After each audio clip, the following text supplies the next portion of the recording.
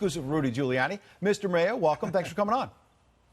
Nice to be with you, Ed. So Republican Lindsey Graham, as you know, chairs the Senate Judiciary Committee. He's now opened this investigation on Burisma and Hunter Biden, maybe Joe Biden, the former vice president. I'm sure that's music to your ears. You've been talking about this for a long time. You've just written a letter to Lindsey Graham. I've got it here, asking that he help you get 3 Ukrainians who want visas to come to America to testify about Burisma. What would they say about Burisma and Hunter Biden? Well, you know, it's real simple. This case has been real simple from the day that Joe Biden confessed to committing bribery back in January of 2018, and the Council on Foreign Relations didn't note anything about it, although he said precisely what was attributed to President Trump a year and a half later that caused all sorts of... Basically, they'll prove that he committed bribery. The crime of bribery is offering something of value to a public official for official action. Okay, here's what Joe Biden says he did. He offered him a $1 billion loan guarantee. He threatened him with a $1 billion loan guarantee. Unless the prosecutor... And in return for that, so that's part one of bribery. Part two is he got the president of the Ukraine to fire the prosecutor. Right. But, the somnolent Council on Foreign Relations didn't find anything wrong with that. Although a year and a half later, when the false charge was put out that the President of the United States threatened Zelensky with not getting money in order to investigate Biden, within a minute, there were headlines in the New York Times, the Washington Post, calls for impeachment. It's the same thing, Ed. Okay, on that point, Mr. Mayor. Except for the double standard that we have that's corrupting us. Okay, so pardon me. The former vice president, has insisted it wasn't bribery, that the prosecutor he wanted fired was not investigating corruption enough. That's his case. And when presented with the idea that Lindsey Graham is now investigating all this, here's what the former vice president told CNN. I'll let you react. He's got a real tough road for re-election. Trump is now essentially holding power over him that even the Ukrainians wouldn't yield to. Lindsey is about to go down in a way that I think he's going to regret his whole life. Your reaction? Sounds like a poor imitation of The Godfather. I mean, this is the guy who sent out a decree that they should keep me off television. He, every other week, he wants to get into a fist fight with the president.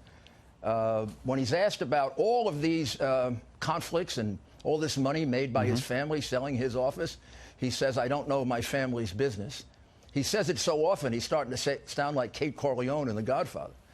I mean, the reality is you'd have to be a fool to think he didn't know that his son was under investigation. Okay, so he says there's also, nothing... And if Joe Biden, I don't care what he said, he's lying. Okay. He's been lying all his life. The guy's been a corrupt politician since the brother got phony loans when he was in the Senate. Every place that Joe Biden was a point man, appointed by Obama, the Biden family came away with millions. Okay, you've talked about that. Nobody Romania, wants to look at it China. Because the Washington press corps. Okay, well, we're talking about it now. Him. Okay, so I want to ask you then. I talked about your letter. You want 3 Ukrainians to come to America and testify. 4. 4 of them now. Okay, in the letter I saw 3.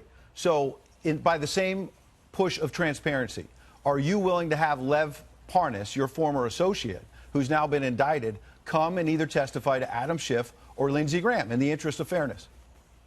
It's up to him. I can't tell him to do it. I don't represent him.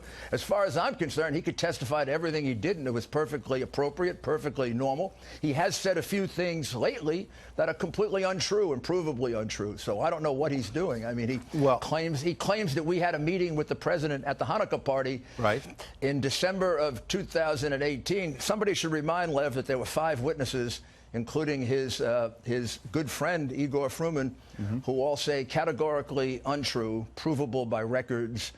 He's trying to make himself very important. We never had that meeting with the president. He just made it up. So you never met with the president, Lev Parnas, at that Hanukkah party? You're saying you never met?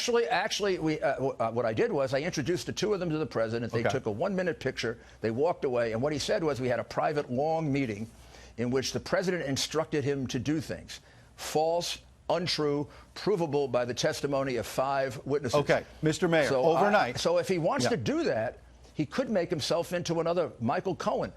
I don't know what's going on. His lawyer makes these comments that are not only untrue, they're provably untrue with the testimony of witnesses and documents. He's getting very poor counsel. Okay. I feel sorry for him. You feel sorry for Lev Parnas. Now, overnight, CNN reported a news story about Lev Parnas. I want to quickly ask this, and we'll move on to other subjects. Sure. Which is that Parnas is claiming that an ex-Ukrainian official met with Devin Nunes, the Republican who's the top Republican on the Intel Committee, you know well, met with this former Ukrainian prosecutor general, Viktor Shokin, in Vienna, and that this happened last December. Do you know anything about that meeting? Devin Nunes is denying it.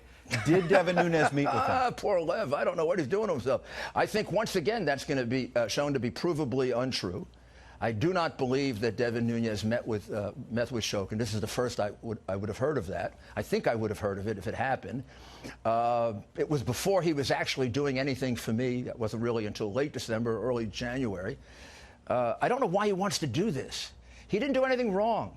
I used him to find people in Ukraine because I couldn't trust anyone else. The FBI was closed off to me because the witnesses didn't trust the FBI. They had brought their case to the Justice Department and had been turned away and were worried about the Justice Department. If I went with some other people, it would have been leaked. So they helped me find people, and as I've said, they did a good job. Okay, but so they weren't investigators, and they weren't James Bond, right? And they didn't have personal communications with the president. Igor Fruman would testify to that, and for some reason, Lev has got himself into a grandiose thing, or maybe his lawyer. His lawyer is saying these things. Why a lawyer says things? Is he saying that, you think, to get off the hook because he's been indicted? But he's not going to get off the hook by lying. Okay. Devin Nunes says he didn't meet with Shokin. I have no reason to believe that he did. And in fact, if he did, there would have been nothing wrong with it. Okay. He should have met with Shokin. Shokin had relevant evidence of massive corruption in the Ukraine that was being covered up by the ambassador, being covered up by the State Department. Yeah. And not being investigated by the FBI or the Justice Department. Okay, real quick. He had every right to talk to him. In fact, it would have been his duty to talk. So I have no idea why this lawyer is creating these additional problems for Lev. They're not problems for me because there's so many witnesses and documents to prove he's lying. That's why I hate to see. Sure. I do this for a living, right? And I hate to see a lawyer do this to somebody. Okay, you said it's not going to hurt you. Are you afraid, Mr. Mayor, that you could be indicted? Oh, wow. How long have you known me, Ed? I've known you several years. You think I'm afraid? I don't know. You think I get afraid? Well, I did the right thing. I represented my client in a very, very effective way. I was so effective that I discovered a pattern of corruption that the Washington press has been covering up for 3 or 4 years.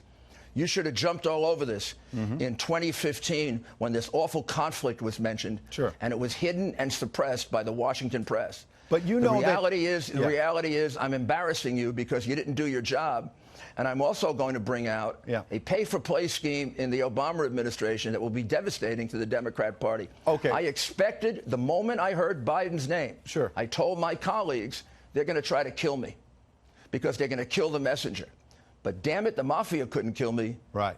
Your colleagues are not going to kill me. Okay, so the Wall Street Journal, though, has reported that you were going to personally profit from a natural gas pipeline in Ukraine, and that's being investigated. You're laughing it off. Were you going to I'm laughing it off because it's not true. Okay. It is completely false. I have no financial interest in the Ukraine.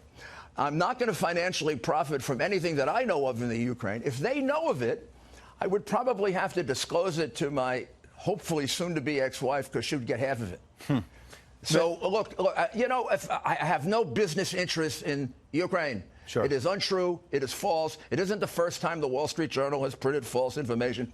I can't keep up with the amount of false information printed about me. So let's get to some facts. I am telling you, if I were representing a terrorist and they were doing this to me because they didn't like my client, all you guys would be promoting me as a hero and a victim of what is, in fact, a concerted effort by the press to destroy me. Mr. Mayor, I'm not painting you as a villain. Okay, I'm not painting you as a villain or a hero.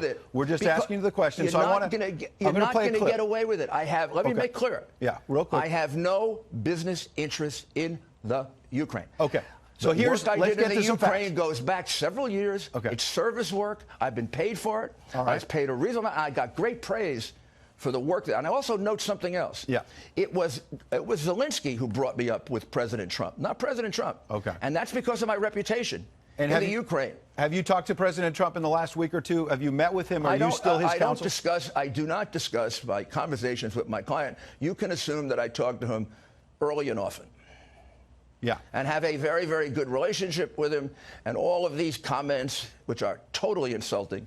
Yeah. I mean, I've seen things written like, he's going to throw me under the bus. Right. When they say that, I say, he isn't, but I have insurance. I mean, Okay. It is ridiculous. We are very good friends. He knows what I did was in order to defend him, not to dig up dirt on Biden. This goes back a year ago before Biden hadn't even decided to run for president. My thought when I began investigating this was to get evidence that will help my client prove that the charges against him are untrue. And they do prove it. In fact, they're ultimately going to prove that this was a conspiracy to frame him, in which high-level Democrats participated, including some people in the White House. So let's talk about the White House. Hard to prove that. Hard to get that out in this city, where you got about a 90% hate Trump, vicious group of people who are investigating, what I did in high school. Sure. Okay, John Bolton said you were a hand grenade, and he didn't want to be part of any drug deal that you and others... First of all, he didn't say the drug deal about me. And get your facts straight. Well, he said drug deal about people inside the White House. He called you a hand grenade. He said it about Sondland and Mick. And Mick he didn't say Mulvaney. the drug deal about, but equally ridiculous comment. First of all, for John to say I'm a hand grenade, well, then he's an atomic bomb. I mean, I know John for years, and he's been a friend of mine. I have no idea why he's saying this. John has no understanding of my role as a defense lawyer. I didn't go tell the White House what I was doing as a defense lawyer. I did it privately. What I did there had nothing to do with his foreign policy, good or bad. I didn't get involved in foreign policy. I was involved in gathering very, very significant evidence to exculpate my client. And when I found the corruption that was being ignored by this corrupt press that we have, I became outraged. Remember, I spent my early career prosecuting hundreds of corruption cases against United States senators, commissioners, law enforcement people, Republicans, Democrats. I despise corrupt public officials. So that's why I was so successful in prosecuting them. So what do you want to happen then? In your letter where we started with Lindsey Graham, you want these Ukrainians to come to America, you want to get visas. But what do you want, what's the key question you want answered about Hunter Biden and Burisma? I want all the facts to come out. I want people to see the documents of the money laundered $3 million transaction that went to Hunter Biden, which in and of itself is the crime of money laundering. I've got the documents in my file. Nobody wants to look at them because everybody's covering up for them. They say that the charges were debunked. There's never been an investigation. Complete lie. They say there's no evidence of criminality. How can you say there's no evidence of criminality and Shokin has an affidavit saying it was bribery? You can say Shokin's not telling the truth, but you can't lie like the Washington Post does and say there's no evidence of criminality. There's Shokin, there's Kulyk, there's Kodanitsky, there's three conversations between Biden and Poroshenko, three of them. Who was the president at the time? Yeah, right after Burisma got investigated. Right before Biden went to the Ukraine to get the guy fired. All right. Well, let's get the transcripts of those three conversations. I've had some leaked information that came through the press about what those conversations are about. And I'm willing to I won't bet. Yeah. That's an illegal. But I'm willing to tell you, Joe Biden's not going to like those conversations. Okay. And if he wants you to believe that he didn't know about his son's business in the Ukraine, that can be disproven 10 ways. Okay, and Mr. that's Mayor? called a false exculpatory statement. If Joe Biden is not prosecuted for these crimes, then nobody in America should ever be prosecuted for bribery. Mr. Mayor, we appreciate you giving us so much time today, answering tough questions. It's an outrage. It's an outrage, the kind of protection that he gets. And the part that I really find disturbing is because the media puts on all of this vicious attack on you if you go after one of their protected people, people in law enforcement are afraid to go after All right. Mr. Mayor, thanks for coming in. Happy Thanksgiving. Appreciate you coming in. Thank you. Happy Thanksgiving to you.